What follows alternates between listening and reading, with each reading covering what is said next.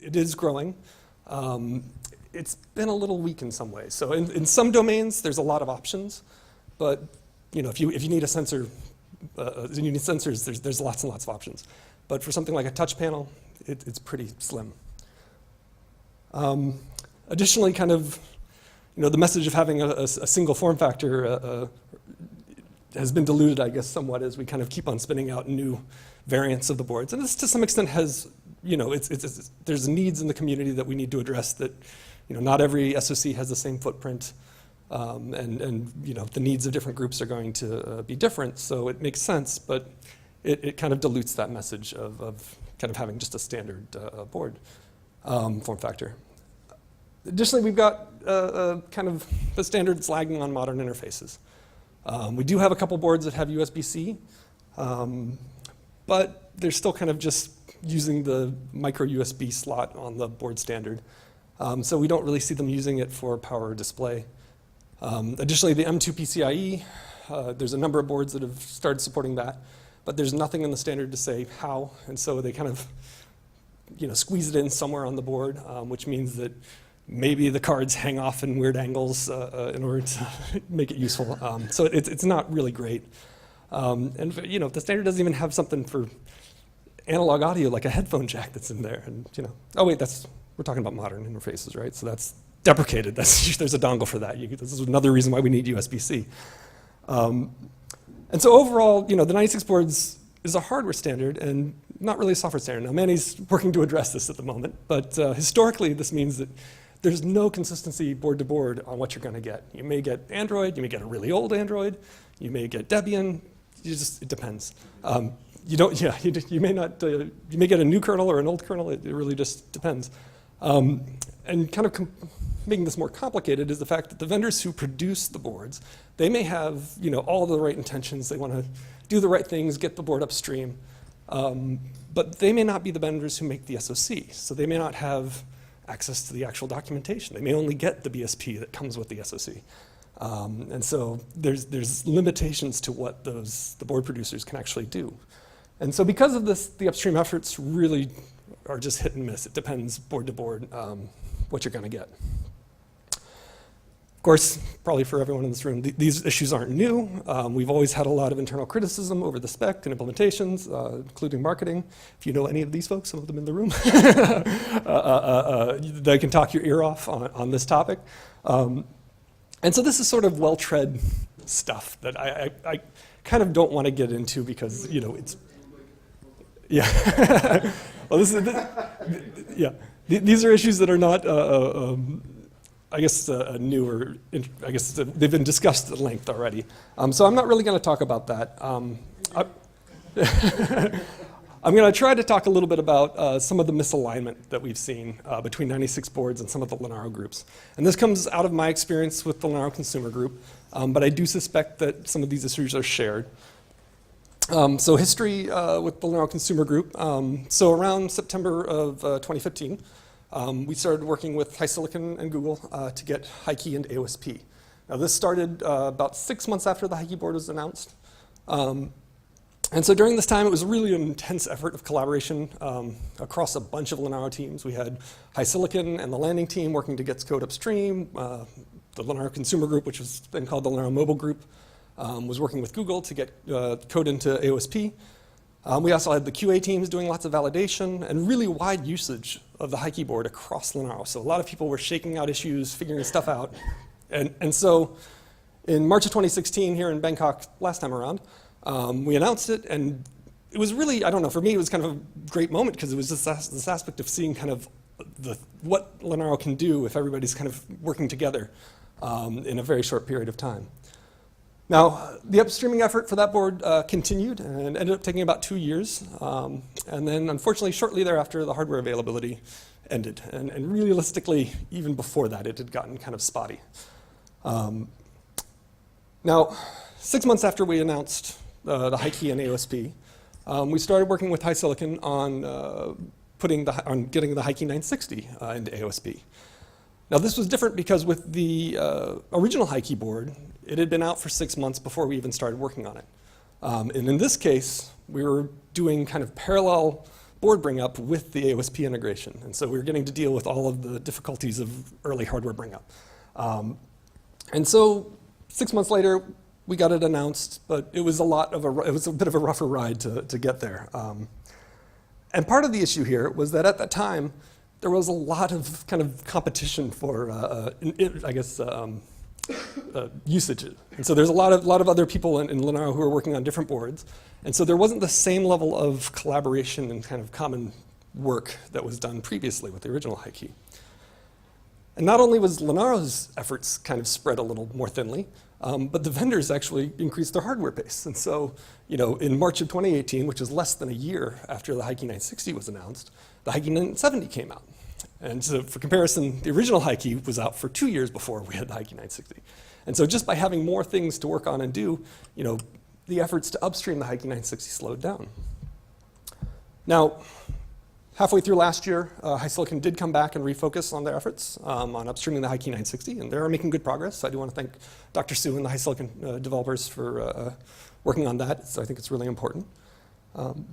And I guess part of all of this is to some extent in this room, talking about why upstreaming is important is a little rote. But for the Linaro consumer group, once we got the high keyboard all the way upstream, it became a really valuable test platform. And so basically working with LKFT in collaboration with Google and Greg Hartman, it is used to validate basically before the stable kernels are announced to make sure that any changes that go into the stable tree don't cause any regressions. And this is really important because those stable releases are getting pushed to the Google trees, and then those are getting pushed to vendors. And people really want to make sure that we're not going to break anybody's phones during a security update. And so I think this is one of those things where this effort is really important, I think, to the Android ecosystem. And additionally, having the board in mainline means that we're able to do testing with mainline, and during the merge windows, we can do very simple bisections to find where regressions happen. And so this allows us to kind of keep the latest mainline kernels running with the latest AOSP kernel, or latest AOSP branches. And that's important because, at the end of the year, there's going to be another long-term stable kernel.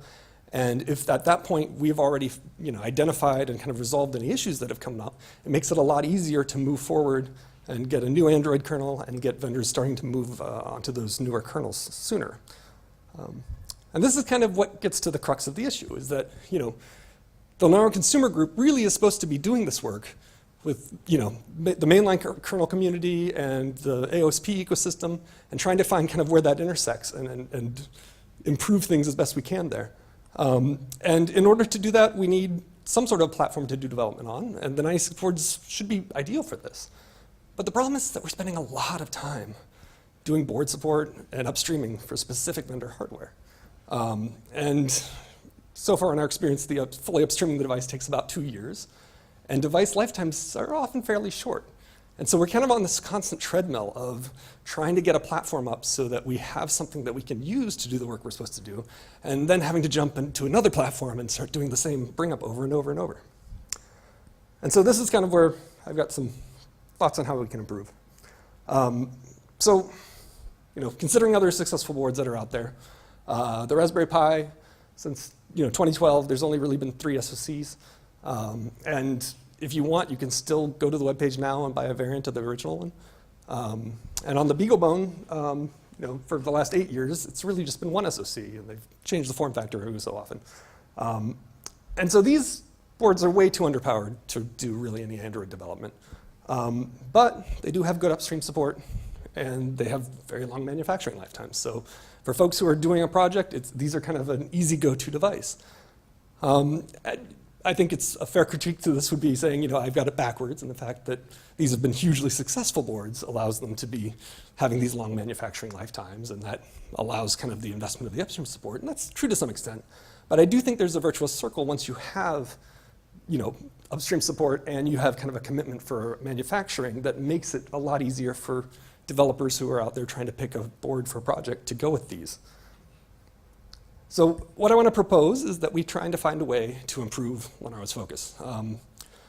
We've had a lot of discussions over the years about kind of our high involvement boards and our low involvement boards. So, the difference kind of between the work that we put in on Hikey versus the work that we did on Bubblegum. I think Manny's done some good work over it, but that's the sort of it. And so basically proposing that we try to be a little more selective and even proactive at design time about what boards that we get kind of highly involved with. And try to find a way to kind of concentrate on fewer boards and make those boards have longer lifetimes so that between the Linaro groups we're able to have more collaboration, and so that this need to kind of support and keep these boards going that effort can be distributed a little bit across Linaro. So everybody's got their specific needs they need, and for the Linaro consumer group, we have some pretty specific platform needs. So we really need upstream support. I mean, for us, ideally, it needs to happen at release. And for that to happen, that means that you need to have landing teams working with the vendors on their SOCs at bring up time, not after the board's been announced. It's one of those things where we need to have that done really early. Additionally, we need to find a way to shrink that 2-year upstreaming process time. And I think an important thing for this is we need to try getting the vendors to build on what they've upstreamed previously. We've seen a lot of the times where different hardware iterations come out, but with each iteration, there's a new BSP that has rewritten every driver. And so we end up having to look at these drivers, figure out whether or not they're really for similar hardware or not, and then try to extend a driver upstream, which is just a lot of reverse engineering and effort that could have been avoided. And if we had this, it would be a lot easier to move forward to new platforms at a faster pace, because if it's already working upstream, we don't have to do as much effort to get a platform that's usable. Additionally, we want to make sure that whatever we're going to use is relevant, it has good performance. For Android use, that means we kind of want a flagship SoC on announcement so that we can be really relevant for 3 to 4 years within the Android ecosystem. Additionally, having these longer production and availability lifetimes, I think is important because that helps improve that kind of return on investment on the upstreaming effort. Ideally, it would be nice to see kind of a model where instead of getting constant kind of new mid-range boards, that we take those high-end boards and kind of let them drop price over time. And that kind of avoids the need to bring up a whole nother board for those mid-range points. And additionally, things like the spec bumps that we've seen for Hikey, where it was originally a 1 gig board and now it was 2 gig. That greatly extended the lifetime of that board. It's still useful for Android now. And so that, I think, is another way to kind of improve those lifetimes. And of course, we also have specific needs for open graphics and videos and bootloaders as well. But the difficult part is that inside Linaro, there's a whole bunch of different teams and segment groups, and they all have their own page full of specifics that they need. And so we're never going to be able to find one board that's going to make everybody happy. But I think if we start taking a little time to understand the needs of the different groups and kind of being a little more thoughtful when we are trying to pick what boards we're going to be putting more effort on, we can at least reduce some of the effort a bit. Now, of course, we can have all the needs and wants and begging and pleading that we want to do, but if we don't have members whose interests align with what the Linaro groups need, it's still going to be tough. If there's a particular board that is just perfect in everything we want, but there's some IP that they just don't want to share, that's just the way things go. Additionally, I'm sure 96 boards, in order to do anything like this, is going to need additional investment. And really, the bigger issue is just the fact that 96 boards, the role that they have, their mission is to really the wider ecosystem. It's not just to serve Linaro's needs. And so this is somewhat of a selfish request that I've got here. But I think it's worth considering. And so I want to be a little careful that I've not painted too bleak of a picture. When Linaro started up, we had a couple of boards. We had this sort of similar focus model where we had the Panda board and the Origin board and the Snowball. And then there was this period, kind of 2013, 2014, where we really didn't have any boards that we were focused on. And everybody kind of just was using whatever random devices they had. And I think a lot of the work that we were doing in the Linaro mobile group, I think I was using x86 devices for most of my Android testing and QEMU, and I know Amit was working on the device models. But these were not very similar to real Android devices. So the work that we could do wasn't necessarily as relevant as it could be. And so once the 96 boards did show up on the scene, and to a great extent, it kind of solved this problem. And in fact, the problem is that we have too many boards in some regard. To a great extent, I feel like a lot of the issues that I've described here are sort of growing pains that we just need to work around. So wanted to kind of move on to aspects of discussion here. We can kind of maybe bleed into a little bit of lunch, but I suspect people will just be hungry. So one idea was that, just asking manufacturers to be able to commit to making a board for 5 years, that's probably not super realistic. But there might be other ways that we're able to make sure that boards are available for a longer period of time. And that may be something where we're able to say, okay, make 5,000 boards, after 2 years, whatever's left, we'll commit to buying and selling or doing whatever we need to do. And so maybe there's some way that we can kind of do the warehousing that's necessary to have a longer board lifetime. And then the other aspect is that, there's going to be this tension between trying to be kind of thoughtful and focused on what devices we want to use, and also the fact that we want, the latest cool stuff that vendors are making. And so it's going to be hard not to get distracted on those cool things, because sometimes we're going to need to go jump on something new. And so that's going to be a tension that we'll have to resolve and then balance, I guess. And then the other aspect is, it's kind of been a constant thing, is how do we get vendors to start pushing their code up earlier? There's been a lot of good work here. The Qualcomm landing team in particular has done really good work recently. But even there, it could be earlier. So it's one of those things where I think that any ideas for how we improve this, I think, would be great to hear. And then again, just kind of where Linaro should focus is, I guess, the good question. I think right now we're kind of coming of a time of additional constraints, and people are asking kind of to do more with less, and I think to some extent we need to focus on doing better with less rather than just more. And so trying to find out how we can focus on that. And so that's really it for me. I don't know if anybody has questions, we can start covering that now.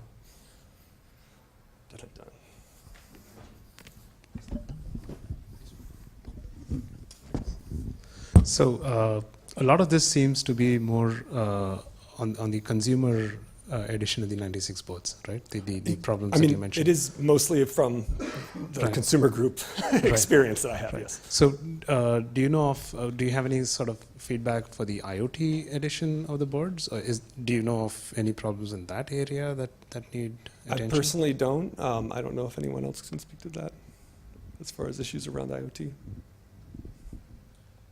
It depends also what the groups are. Thanks. Same thing goes like with the groups and who's utilizing them and what issues they may have with the IoT edition boards. It's not as popular of a board right now compared to the consumer edition board. It's just the consumer edition board seems to be dominating the 96 boards market at the moment. Yeah, I also had a question after. I just want to add that when comparing with the consumer edition boards, IoT edition boards have less lot of popularity, but it does has fewer issues because most of them are supported in Zephyr upstream, so people can really use it to play with the Zephyr. Yeah, that's really nice. Oh. So more a comment actually. Could you go back one slide there? Sure. That item number 3 is how do we get vendors to push more code upstream earlier? This is something that we are trying to address, and I think you were in that discussion with Mani where we're talking about a software compliance. This, we hope, will force members or vendors to upstream earlier.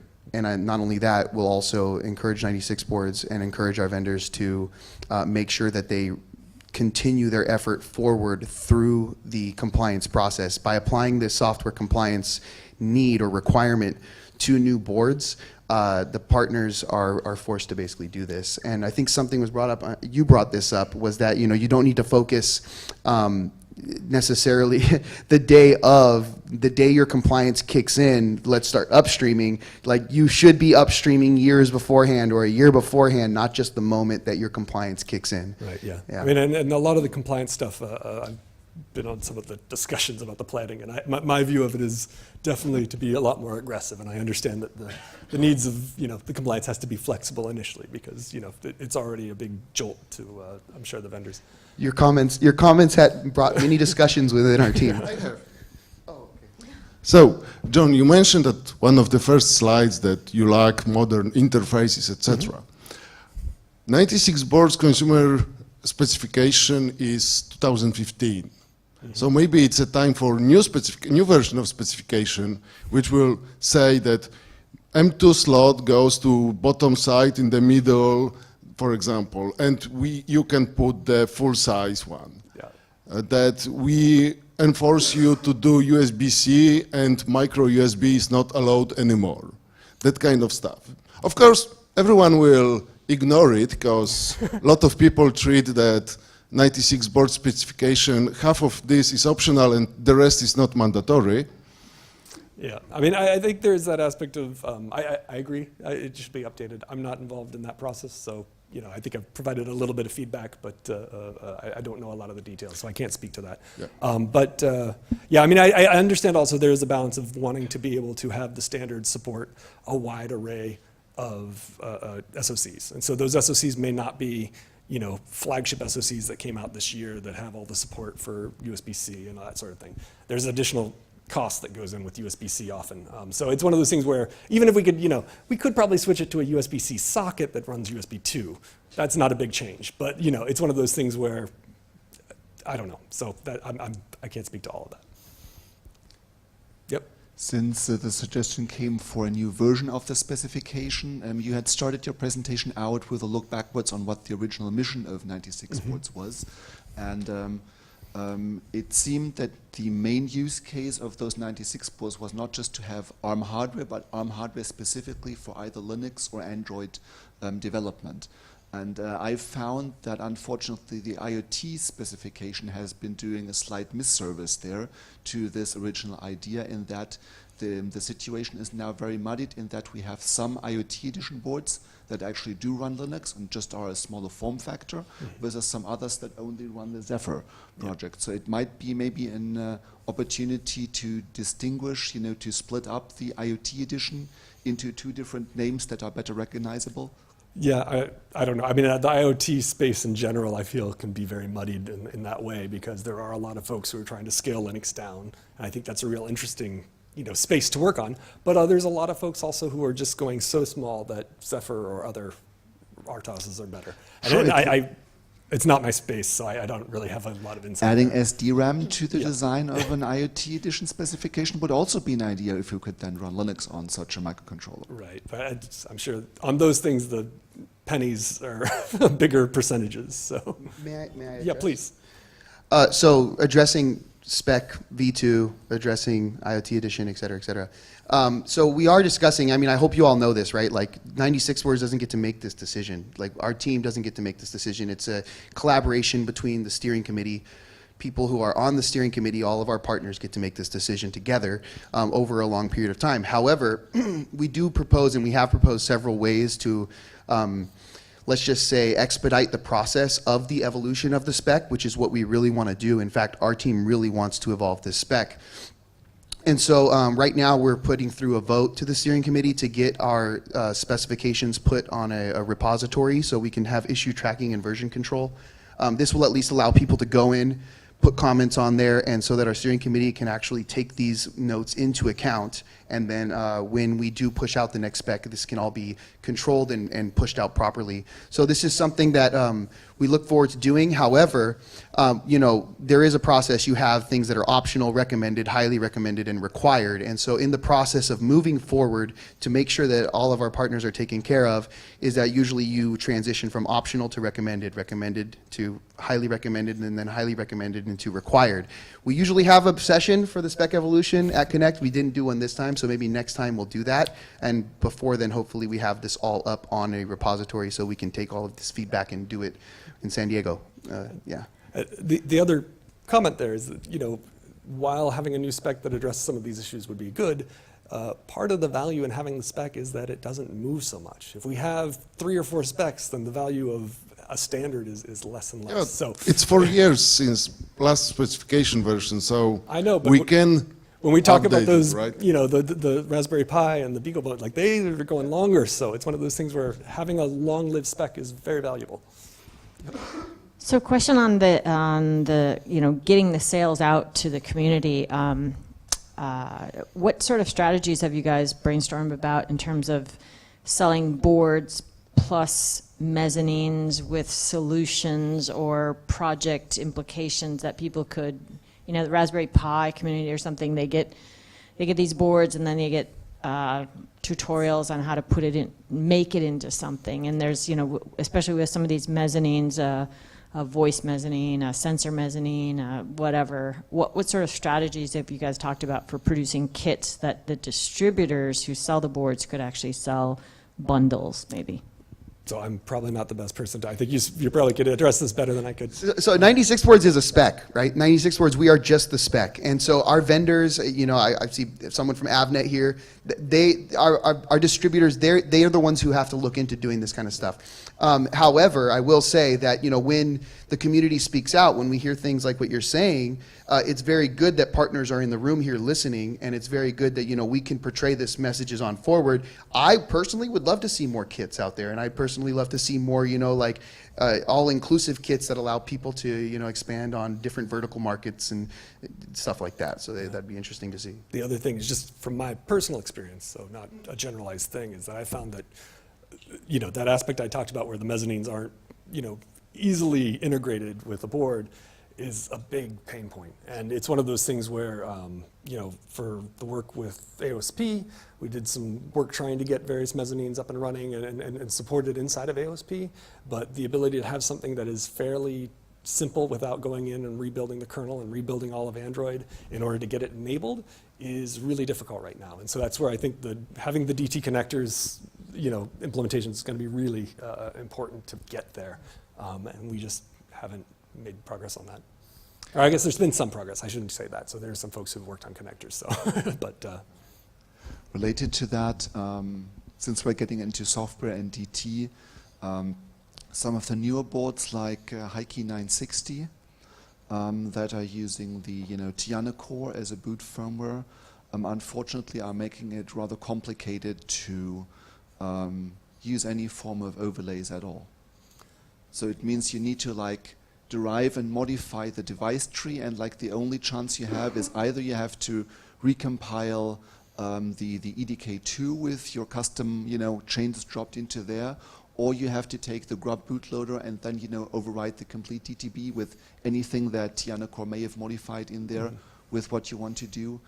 That would certainly make it more useful in order to use any form of mezzanines with boards. And that's, Android has a whole separate stack of problems and solutions that they use there too. So it's one of those things, and making use of them has been very difficult. So it is a visceral pain point to a great extent. So So is there any activity at Linaro or with your partners on tackling this? I have not been active in it, so I would have to. So for fixing this mezzanine issue, we are actually taking a different route in Kernel. So Linus Wallach from Software Working Group, Kernel Working Group, he's actually working on a mezzanine framework which is independent of DT and ACPI. So that's going to get that's going to get the software node concept in. So yeah, it's actually a work in progress thing, and yeah, we'll see how it goes actually. So once it actually comes into action, then supporting mezzanines will be pretty easier. Yeah, that's kind of stalled out, really. I'm not sure how much or if Linus is going to be carrying that forward. Basically, the community around mezzanine cards has shown no interest, and the DT maintainers would strongly prefer to do DT overlays. But that requires a lot of work, including getting DT people to do things, to agree the bindings and things like that. So some more active interest from people like 96 boards, if you actually care about this stuff, would help a lot, because I think that there's a lot of stop energy there, and nobody's actually pulling for it or pushing for it. So it's been an ongoing problem for years Yeah. that Beaglebone has tried to solve with cable, and there's a whole bunch of stuff that has gone. it's a known problem, but the problem is somebody turning up upstream and saying, we have this problem. This stuff that Linus is doing, or whoever picks up, if somebody else picks up, is doing, is actually a useful solution for us. Why are you blocking it, as opposed to just an academic discussion of something that might at some point be useful for, in the future, creating a system which might help somebody with something. It's not translating into concrete. Well, I understand a lot of the issues, and it's as much about someone running with it until the problem is. And especially, and I think one of the things that would really help with running with it is people from the boards, or from the distros, for that matter, turning up and saying, yes, this really solves our problem. Please, can we make progress? So 2 suggestions then. So the 2 places where I could imagine coming up with some solution would be either at the grub level, to have like a new command line to apply a DT overlay, something like that, or maybe a modification of an ACPI table. The other place would be inside EDK2, because in U-boot that already exists for the boards. Well, in EDK2 it's already there too. So upstream EDK2 on the SyncRaiser, for example, allows you to apply an overlay. So it's just not enabled on some of the other boards? Or? I mean, you have to also expose a menu entry, and that's what this is. And actually save what the menu is selecting? I mean, I've seen it in upstream Intel stuff as well, like the up squared board has the ability to do some of that sort of stuff within the firmware menu. And the other thing about Linus's solution is it also works for ACPI-based systems, which are a thing and do exist. And some of the 96 boards, I think, have ACPI support. I think Synquacer's not officially a 96 board, but having something that would work for ACPI systems as well would be enormously helpful. I mean, ACPI has mechanisms for overlays already. They have SSDT. Yes, but if you have a common hardware spec, it would be useful to be able to write the support once and have it work with both ACPI and DT systems.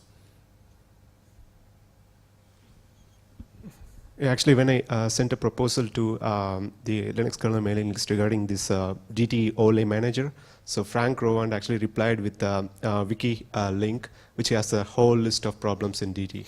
So if you want to get your overlay manager merged into kernel, you need to fix these kind of issues, these all issues, and then at the end it will have it merged. Which is why Andreas is skeptical about Grub and EDK2 would. That would be like a first step to Right. put people into a position to experiment with something at all, and then some more comfortable solution can still be built on top. Yeah. Or yes, you need a bypass DT in the kernel or in the EDK2 or Grub. And there's kind of been 2 issues discussed here. One is when applying overlays and doing that in the bootloader can solve some of that problem, and a lot of the issues that we have with the kernel doing it. Which is primarily like dealing with devices showing up, or new properties or new nodes showing up that the kernel doesn't expect to show up at runtime, because there's a lot of assumptions that things are static.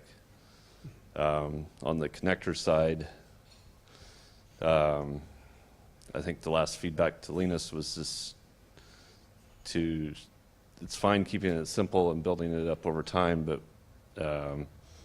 I think the last iteration defined something for GPIOs, and we've already solved that problem for how to do that with connectors, and we have to move on to I2C, SPI, and how to solve that, assuming you want to be able to mix and match overlays, which maybe you could skip that problem if you're doing it in the bootloader. Yeah. But I think the problem is really someone being persistent and working on upstreaming this. I'd agree. I do think it's a bit of both. People do seem to be getting very frustrated when they do try.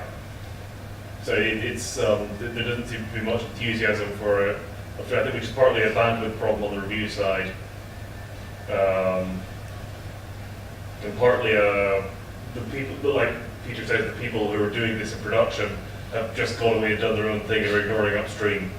So it's kind of in an awkward position where you've got bandwidth limited upstream reviewers, you've got people doing it in production and aren't really engaging at all. It's just well, and then you've got Raspberry Pi, which handle it in their firmware in a completely yeah, and it kind of just works for them. Yeah. And that being one of the big ecosystems, it ends up being no one gives a shit. yeah, and Chip have done their own thing, people have done their own thing, and I mean, all of this does not belong to Linux at all. None of device trees or any of those descriptions should be in Linux in the first place.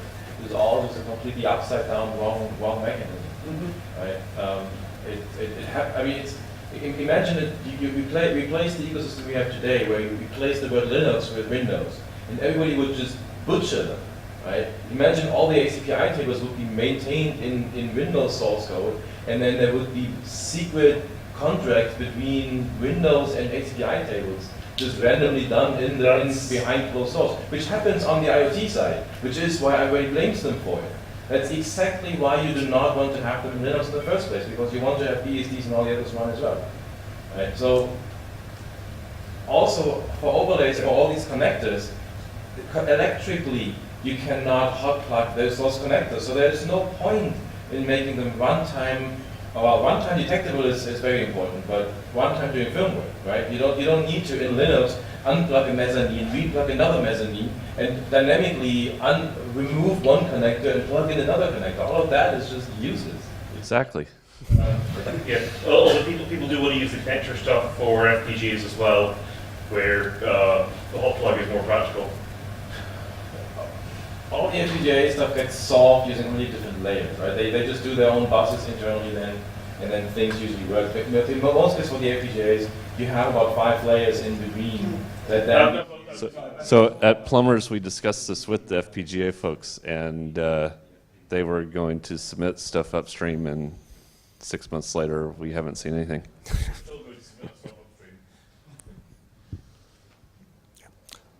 Alrighty. It's lunchtime, so I don't know. I don't want to cut off discussion. I hope people have interesting ideas to talk about at lunch, but I don't want everyone to go hungry. So thank you so much.